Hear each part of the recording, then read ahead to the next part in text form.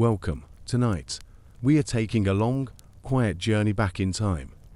We are going to ancient Rome, not the polished, marble Rome of postcards or Hollywood films, but the lived-in Rome, the crowded and noisy Rome, the city where ordinary people woke each morning and tried to endure another day. Over the course of this story, we will wander through the streets of the ancient city and see what daily life was like for the vast majority of its people. Not emperors or generals, but those who worked, sweated, and survived in cramped conditions. We will then turn our attention to a ruler whose life illustrates the fragility of power. Later, we will descend into the silence of a city buried in ash, Pompeii, where time stopped in a single day. And finally, we will contrast the struggles of the common people with the luxury of Rome's patrician elite. This will not be a hurried walk. Instead, let this be a slow and measured unfolding of history, one detail at a time.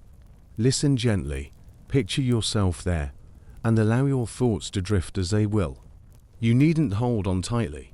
History flows on, and you can simply float along with it. So, let us begin. Imagine yourself stepping through a narrow stone gateway into a crowded street. The year is the 1st century of the Common Era. The empire is at its height. And you are no emperor, no senator, no wealthy landowner. You are an ordinary Roman plebeian, struggling to make it through the day. Close your eyes and picture it. The street beneath your sandals is uneven, paved with large stones. It is already busy, even in the early morning.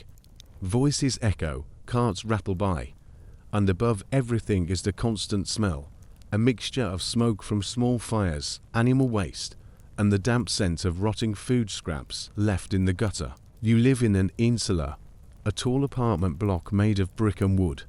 It leans slightly, as if already tired of standing. Your room is on one of the upper floors, where the rent is cheaper, because the stairs are longer and the risk is greater. Fires are common here.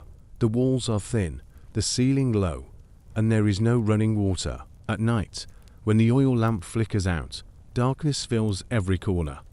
You may share this cramped space with your entire family, a spouse, children, perhaps even a relative or two. Privacy is a luxury you do not know. When you rise, there is little to eat.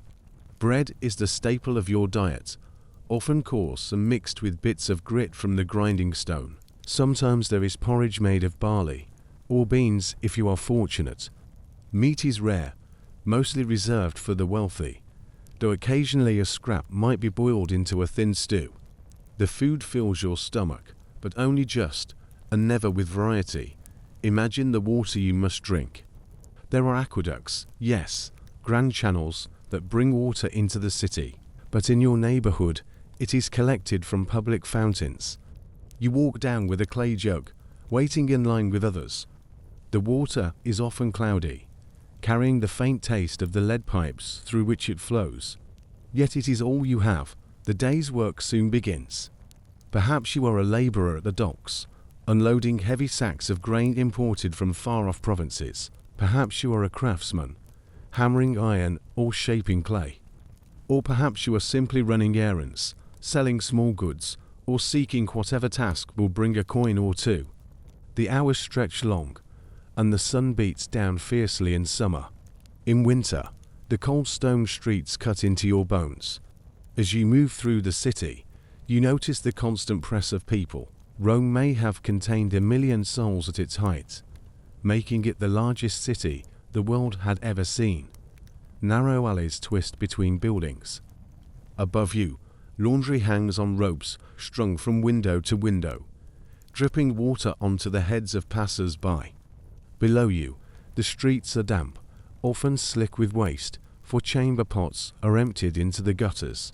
The Tiber River runs nearby, but it is brown and slow, carrying away refuse more than providing refreshment. Each day carries risk. A fire might break out in the wooden beams of the insula. A wall might crumble, bringing down whole floors upon those sleeping inside. Disease lingers where crowds gather. There are no hospitals, as you know them today, only small shrines where offerings might be made to the gods. or herbal remedies from neighbors who have seen these sicknesses before. When evening comes, you might wander to the forum, or simply sit outside your dwelling, listening to the hum of voices. Street entertainers play simple tunes, and children chase each other in the dust. Occasionally, rumors sweep through of a new law, a new war, or a new spectacle to be held in the amphitheater. For the plebeian, entertainment is often the only relief from the grind of survival. The amphitheater is a paradox. It promises excitement and distraction, yet it also reveals the brutality of Roman life. As a plebeian, you might sit high in the stands, straining to see the sand below. The games can last 4 hours. Animals hunted, prisoners executed, gladiators fighting. You cheer because everyone cheers, because it is expected, because the roar of the crowd is almost hypnotic. And yet, when you return home at night, the memory of it lingers uneasily in your mind. Still, life goes on. The rhythm of your days is steady, predictable, and in many ways unchanging. You rise, you work, you eat, you sleep, all under the weight of poverty and the shadow of a city too large to notice your individual struggles. Your name, your face, your story, all of these may vanish into the dust, leaving no mark on history.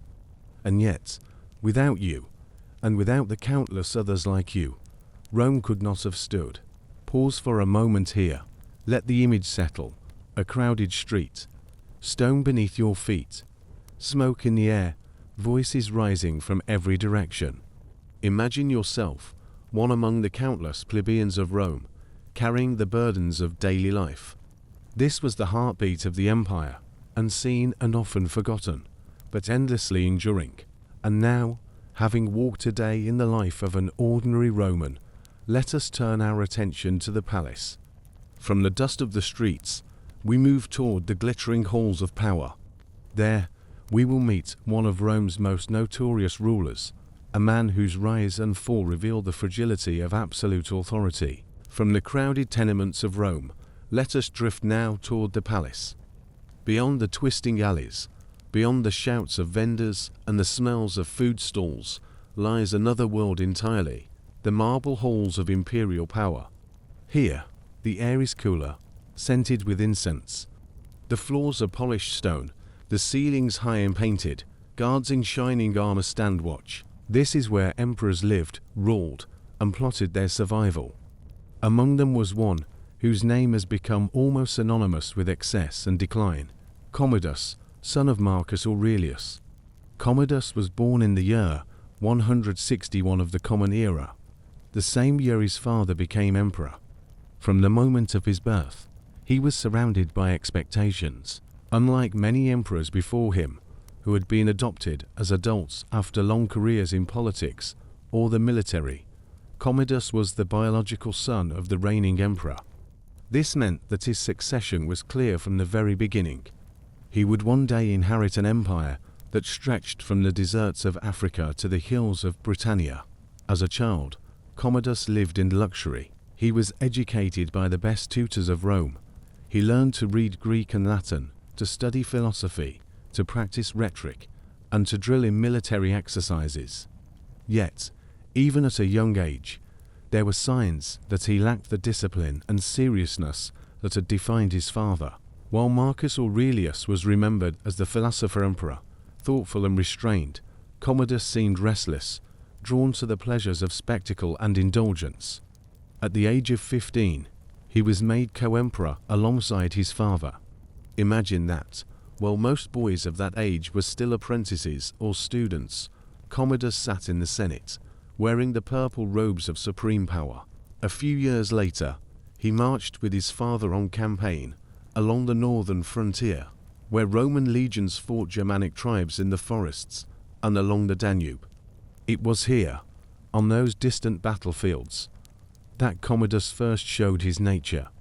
The soldiers expected their young prince to share in their hardships, to march through mud, to sleep in tents, to eat coarse bread. But Commodus disliked the discomfort.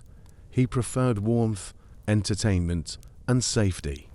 It became clear that he was no Marcus Aurelius, who endured the rigors of campaign life year after year. When Marcus Aurelius died in 180, Commodus became sole emperor. He was only 18 years old. His first act was to end the northern wars and make peace with the tribes. For the soldiers who had fought so long, this felt like betrayal. But for Commodus, it was a relief. He had no appetite for frontier battles. He wished to return to Rome, to enjoy the luxuries of the palace. At first, the people welcomed him. He staged games and spectacles, pleasing the crowds with shows in the amphitheater. But as the years passed, his behavior grew stranger. He demanded to be worshipped as the new Hercules, parading through the city, wearing a lion's skin and carrying a club. He took pleasure in appearing in the arena himself, fighting wild animals and even gladiators. Of course, these contests were staged. The emperor was never truly in danger, but he insisted on being seen as a warrior. Imagine the scene: the emperor of Rome, ruler of millions, stepping onto the sand of the Colosseum, not as a distant godlike figure, but as a performer. The crowds cheered, but senators and elites whispered that this was disgraceful. The dignity of Rome, they said, was being eroded. Commodus also grew suspicious. He executed senators, confiscated wealth, and surrounded himself with favorites and flatterers. He renamed Rome itself for his own family, declaring it the Colonia Commodiana. Statues of him as Hercules appeared across the empire. He believed himself divine, untouchable, yet power built on fear and indulgence rarely lasts. In the year 192, plots against him began to multiply. His own advisors, weary of his instability, decided that Rome could not endure his rule much longer. On the final day of the year, Commodus planned to enter the new year dressed as a gladiator, beginning an era in which he alone would dominate every aspect of Rome. But he never lived to see that day. That night, a conspiracy was carried out. His servants poisoned his wine, though it failed to kill him immediately. A wrestler named Narcissus was then sent to his chamber. In the quiet of the palace, far from the roar of the crowd, Commodus was strangled. He was only 31 years old. So ended the reign of an emperor who had inherited one of the greatest empires in history, yet squandered it in pursuit of spectacle and self-glory. His death marked the beginning of a period of turmoil known as the Year of the Five Emperors, when Rome once again slid into instability. Pause for a moment, and imagine the silence of that chamber. The emperor, who once strode into the Colosseum dressed as Hercules, now lay lifeless, his reign over. The marble halls that had echoed with his commands were suddenly still. Outside, the city carried on. The plebeians still fetched water from fountains. The streets still filled with noise and smoke. Rome endured, as it always had, while emperors came and went, and so we leave the palace behind. Our next journey will not be through marble corridors or crowded alleys, but beneath layers of earth and ash. We will visit a place where time itself was frozen in an instant, the buried city of Pompeii, and the secrets it has revealed to those who dig among its ruins. Let us drift now, away from the palaces of emperors and the bustling heart of Rome, to another city of the empire. Southward, along the Bay of Naples, lies a place where time itself stopped, Pompeii. Imagine approaching it today. The ground rises gently toward Mount Vesuvius, a mountain that seems calm, its slopes green, its peak softened by distance. But beneath that mountain once lay a power that changed everything. In the year 79 of the Common Era, the mountain erupted, and the city of Pompeii vanished beneath a rain of ash and stone. For nearly 17 centuries, Pompeii was lost. Fields were planted above it, villages built nearby. No one remembered the streets that had once echoed with footsteps, or the walls painted with vivid colors. And then, slowly, beginning in the 18th century, excavations revealed a city astonishingly preserved. A city caught in the middle of an ordinary day. Close your eyes and step into that day. It is the morning of the eruption. The streets are alive with the rhythm of daily life. Merchants are setting out their wares. Bakers heat their ovens, filling the air with the warm scent of bread. Children run across stone-paved streets, marked with the deep ruts of cartwheels. Walls are painted with bright reds and yellows, decorated with scenes of gods and myths. Inside the houses, you find courtyards open to the sky. Pools collect rainwater at the center. Rooms are adorned with frescoes, gardens, birds, even landscapes of fantasy. Lamps hang from walls, and bronze cooking pots rest by the hearth. These were not the grand palaces of Rome, but they were homes, filled with voices and laughter. On that day in 79, the mountain erupted without warning. Ash and pumice fell steadily, covering rooftops and streets. People tried to flee, carrying what they could. Hours passed, and the weight grew heavier. Roofs collapsed, fires started, and then came the surging waves of superheated gas and ash, rolling down the mountain with unstoppable force. Lives ended in an instant.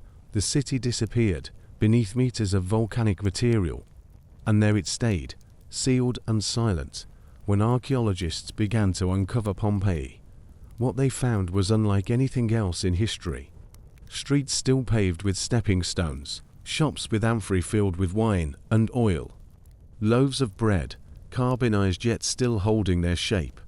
Even graffiti on the walls, scratched in by hands long gone. The graffiti is one of the most human discoveries of all. Imagine walking through a quiet ruin and seeing a message written almost 2,000 years ago. Some were political slogans, urging support for candidates. Others were personal, jokes, insults, even declarations of love. One wall bears the words, "I don't want to sell my husband, not for all the gold in the world." Another, "Artemitas got me pregnant." These are not the voices of emperors or senators, but of ordinary people, as fleeting and personal as any conversation today. There are also mysteries that remain unsolved. Who were all the people found huddled in certain rooms, clutching valuables, waiting for the disaster to pass? How many fled and survived, carrying their memories with them into other towns? And why did some stay until the very end, even when escape might have been possible? The plaster casts of bodies, made by pouring liquid plaster into the voids left in the ash, bring a quiet, haunting detail. But more than tragedy, they remind us of presence, that real people walked here, sat here, ate here, and laughed here. They are frozen not as legends, but as neighbors. Pompeii also offers glimpses into the structure of society. The city had wealthy villas decorated with mosaics, but also cramped taverns and modest workshops. The amphitheater stood as a place of gathering.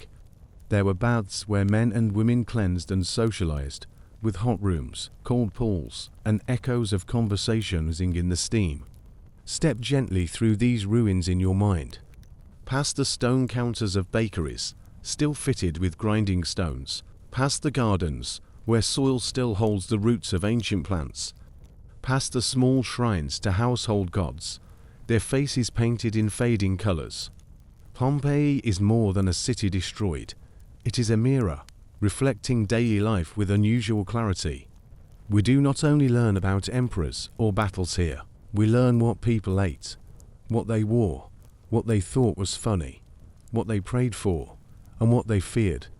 In this stillness, in this frozen city, we find an intimacy that the grand monuments of Rome cannot offer. Pompeii whispers the truth that history is not only made of marble and triumphs, it is also made of small, ordinary details, bread baking, graffiti scratched on a wall, a jug left unfinished on a counter. As you let this picture settle in your thoughts, remember that Pompeii is both an ending and a preservation. The lives ended suddenly, but because of that, we can see them more clearly. It is as if time stopped, and yet still speaks, softly, across to millennia. And so, having walked the quiet, ash-covered streets of Pompeii, we turn once more. For our final step in this journey, we will leave the world of plebeians and ordinary citizens and step into a very different rhythm of life.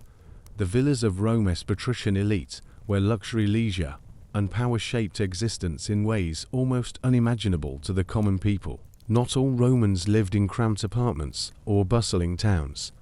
Beyond the noise of the Forum and the dust of city streets, there existed another world, the world of the patricians, the wealthy elite. Picture a villa on the outskirts of Rome, surrounded by rolling fields and shaded groves. From the road, tall walls guard the estate, offering privacy and protection. Step through the gates, and the noise of the outside world fades into silence. You are now in a space designed for both leisure and influence. The heart of such a home is the atrium, a vast central hall open to the sky. At its center, a shallow pool, the impluvium, gathers rainwater. Light filters downward, casting reflections on polished marble. Around you, the walls are painted with frescoes of landscapes, myths, and gods, the pigment still bright against smooth plaster. Floors are decorated with mosaics, intricate scenes of animals, ships, or geometric patterns that stretch beneath your feet. Beyond the atrium lies the peristyle garden, open air and filled with greenery. Paths wind through flowers, fountains splash gently, and statues of deities stand beneath shady colonnades. Here, the master of the house strolls with guests, discussing philosophy, politics, or the latest news from the Senate. Inside, rooms are furnished with low couches and elegant wooden tables inlaid with ivory. Bronze lamps hang from the ceilings. In the dining room, the triclinium, guests recline on couches as servants bring dish after dish. Meals are not rushed affairs. They are performances, stretching into hours, where the host demonstrates wealth through exotic flavors. Oysters from distant coasts, honey-glazed dormice, fruits preserved in wine. Wine flows freely, mixed with spices or watered to taste, poured into cups of glass or silver. Conversation drifts from poetry to business, from current affairs to scandal. In the private quarters, the family enjoys comforts that few outside these walls could imagine. Heated floors warm the baths in winter. Libraries store scrolls of Greek and Roman philosophy. Musicians perform in the evenings, their lyres filling the halls with quiet harmonies. Slaves move silently, attending to every need, from pouring wine to arranging perfumes. For the patrician, life is a balance of leisure and responsibility. Villas were not only homes, they were symbols of status. To maintain influence, one had to display wealth with subtlety and control, offering hospitality and keeping connections strong. The villa was as much a stage as a sanctuary, and yet, beneath the splendor, daily rhythms still echoed the simplicity of life we have seen elsewhere. Children studied their lessons, learning Latin and Greek. Families offered prayers at shrines to household gods. Meals, though elaborate, still centered on bread, olives, and oil. Even here, amidst columns and marble, the ordinary pulse of existence continued. Step once more into the garden. Listen to the fountains. Feel the cool shade of the colonnade. From this villa, the world of the plebeian streets and the frozen city of Pompeii seems far away, but together they form the whole of Rome, the humble, the tragic, and the magnificent, woven side by side. Our journey has carried us across four worlds of ancient Rome. We began in the daily life of the plebeians, where narrow streets and crowded homes shaped a rhythm of survival and community. We walked through the Forum, where power and ceremony gave structure to the empire. We descended into the stillness of Pompeii, where ordinary lives were caught forever in a single moment of time, and we ended within the quiet luxury of the patrician villa, where wealth and influence crafted another vision of life. Taken together, these pieces remind us that Rome was not only a city of emperors and conquests, it was also a place of families, of merchants, of laughter, of ordinary conversations, of both tragedy and leisure. History often preserves the grand, but in Rome, we find the small preserved too. Footsteps on stone streets, graffiti on a wall, bread left in an oven. As you carry these images with you, remember, every empire, every city, is built not just on monuments, but on lives as vivid, fragile, and fleeting as our own. And it is in their voices, faint but still present, that the story of Rome continues to breathe.